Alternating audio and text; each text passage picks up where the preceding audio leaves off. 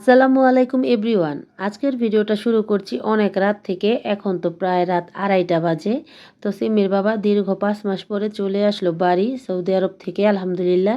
কোরবানি ঈদের জন্য চলে এসেছে, কোরবানি দেওয়ার জন্য। আর আমার চাচাতো ভাই এখন গাড়িতে করে নামিয়ে দিয়ে গেল বাড়িতে। তো অনেক বললাম বাড়িতে আসার জন্য, আসলো না, চলে যাচ্ছে এখন। আর এদিকে আমরাও এখন বাড়িতে চলে যাচ্ছি। তো সামনে একটি ব্যাগ রেখে গেছিল, সিমির বাবা এখন ব্যাগটি তুলে নেবে।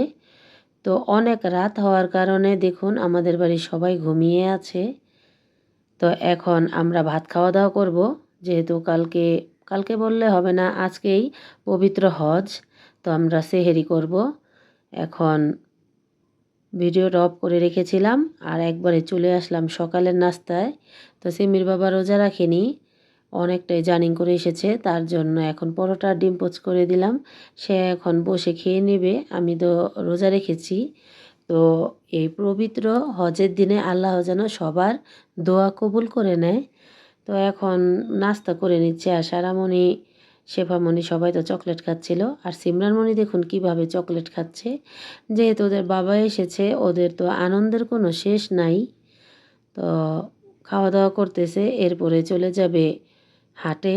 তো এই যে দেখুন, এ হচ্ছে গল্পের মতো এক রাজা, তার হচ্ছে 4 রাজকন্যা, চারদিক থেকেই জড়িয়ে ধরে বাবাকে, আষ্টে পৃষ্ঠে বেঁধে থাকে।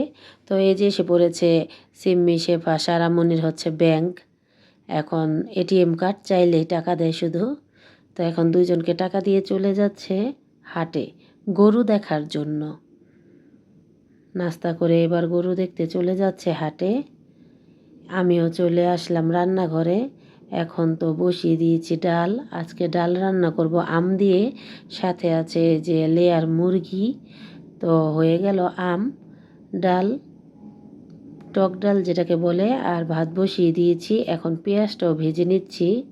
অনেক রান্না বাড়া, তো একটু একটু করে সব কিছুই করে নিচ্ছি। তো এবার মশলাটা কষানো হয়ে গেছে, এর মধ্যে এবার দিয়ে দিব একে একে মুরগির গোস্তটা। তো এই লেয়ার মুরগিটা একটু শক্ত হওয়ার কারণে অনেকটা সময় লাগে রান্না হতে, কিন্তু খেতে খুবই মজা লাগে। তো এখন রান্না করতেছি। আজকের ওয়েদারটা খুবই সুন্দর ছিল, মেঘাচ্ছন্ন, ঠান্ডা ঠান্ডা। তো এখন খুব সুন্দর করে কষিয়ে কষিয়ে রান্না করব মুরগির গোস্তটা। তো ভালোভাবে নেড়ে চেড়ে মিশিয়ে নিচ্ছিলাম মশলার সাথে। তো এর কিছুক্ষণ পরেই গোস্তটা কষানো হয়ে গেছে, একদম তেল ওপরে ভেসে উঠেছে গোস্তটায়। তার মানে বোঝা যাইতেছে যে কষানোটা হয়েই গেছে। এর মধ্যে এবার পর্যাপ্ত পরিমাণে পানি দিয়ে দিব সেদ্ধ হওয়ার জন্য। তারপর তো ঢাকনা দিয়ে ঢেকে দিব। তো পানিটা দিয়ে দিলাম, এবার ঢাকা দিয়েও দেব। এই গোস্তটা যতটা নরম হবে ততটাই মজা লাগে। তো রান্না বাড়াটা তাড়াতাড়ি শেষ করতে চাইতেছি, কারণ আকাশটা অনেকই মেঘাচ্ছন্ন, কখন যে বৃষ্টি নেমে যায় তার কোনো ঠিক নাই।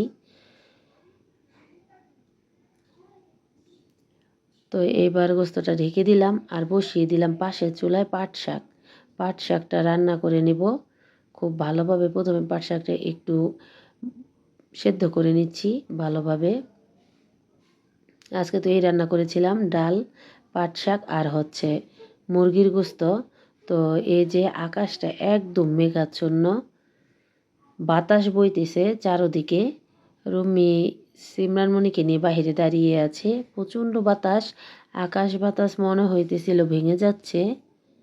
আর একদম অন্ধকার হয়েছিল। তো এরই মধ্যে আমি রান্নাটা শেষ করতেছি। আর দেখুন শেফামণি আর সারামণি শুধু সারাদিন দুষ্টুমি করে, যেহেতু স্কুল বন্ধ দিয়ে দিয়েছে। এরপরে তো শুরু হলো তুমুল বৃষ্টি, একদম টিনের চালগুলো মনে হচ্ছিল ভেঙে যাচ্ছে। তো আমি একটু ভিডিও করে নিচ্ছিলাম। প্রচুর পরিমাণে বৃষ্টি হয়েছে আজকে, আর খুব ঠান্ডা বাতাস বইতেছিল, খুব ভালোও লাগছিল বৃষ্টিটা। তো রান্নাবাড়া তো কমপ্লিট করে নিয়েছি। এরপরে আপা চলে আসবে কাজ করার জন্য, যেহেতু বৃষ্টি হচ্ছে এর জন্য আসতে পারতেছে না। তো এই যে আমার ছোটো যা, এখন বৃষ্টির পানি রাখবে ভাত রান্না করার জন্য। প্রচুর পরিমাণের বৃষ্টি। আর এই যে দেখুন সারামণি শেফামণি তো বৃষ্টিতে গোসল করতেছে, এরই মধ্যে এমন এক বাজ পড়েছে, সারামণি এক দৌড়। তো সবাই এখন বৃষ্টিতে গোসল করতেছে। আমার ছোটো যা পানি রাখতেছিল, ভাত রান্নার পানি, বৃষ্টির পানি দিয়ে ভাত রান্না করলে অনেক সুন্দর হয়। এরপর সিমির বাবাও বাড়িতে চলে এসেছে। তো আসার পর আমি লিচু বের করে দিলাম, এখন লিচু খাইতেছিল। তো নিজে তো লিচু খাইতেছিলই, আবার সাথে সাথে সিমরানমণিকেও খাওয়াচ্ছিল। দেখুন আমার ছোট্ট বুড়িটা কি সুন্দর করে লিচুগুলো খাচ্ছিল। আলহামদুলিল্লাহ, হয়তো ওর কাছে খুব মজা লাগতেছিল, তা আমার কাছে খুবই সুন্দর লাগছিল, তাই আপনাদের সাথে একটু শেয়ার করলাম এই বিষয়টা। ও কিন্তু লিচু খাইতে পারে না এখনও। এরপরে ভাত দিয়ে দিলাম, ভাত খাইতে বসছে সিমির বাবা, সাথে ছিল আমাদের মামা। মামা এসেছে সিমির বাবার সাথে দেখা করতে। এখানে অনেক রকমের তরকারি ছিল। আমার ছোট যেখানে চিতল মাছ দিয়েছে কচু শাক, আমি তো রান্না করেছিলাম পাট শাক। আমার শাশুড়ি মাও তরকারি দিয়ে গেছে, এখানে ছিল ঢেঁড়স ভাজি, তারপর আর একটা যেন কী মাছ। আর আমি তো রান্না করেছিলাম মুরগির গোস্ত আর ডাল। যেহেতু বাহির থেকে ছেলে এসেছে বা বাড়িতে মানুষ এসেছে, নানান রকমের তরকারি রান্না করা হয়। এরপরে সবাই চলে গেল হাটে গরু কেনার জন্য। এরপরে চলেও এসেছে বাড়িতে। মাওয়া হাট থেকে গরু কিনা হলো আলহামদুলিল্লাহ। আমাদের 2026 সালে কোরবানির গরু খুবই সুন্দর।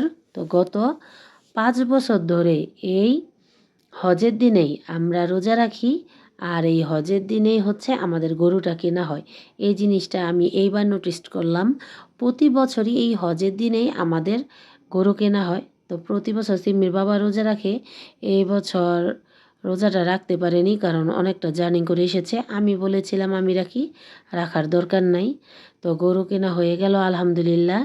তো আমাদের কুরবানির গরুটা আমাদের খুবই পছন্দ হয়েছে, যেহেতু আল্লাহ তাআলা পছন্দ করে দিয়েছে আমাদের জন্য এই গরু।